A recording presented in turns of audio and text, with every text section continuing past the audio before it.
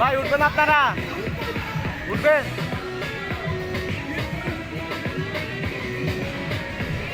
অন্যান্য সময় লোকজন হয়? হ্যাঁ অন্যান্য সময়? হ্যাঁ, লোক হয়। শুক্রবার আর শনিবার বেশি লোক হয়।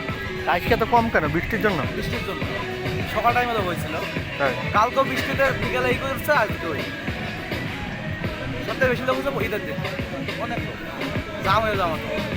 হ্যাঁ। আপনার একদিনের বেতন কত? যারা প্রতিনিয়ত থাকে ওদের বেতন 10,000, 12,000 আছে, 10,000 আছে। আর আমাদের 400 টাকা করে দেয় এখন ডেলি? চাকরি।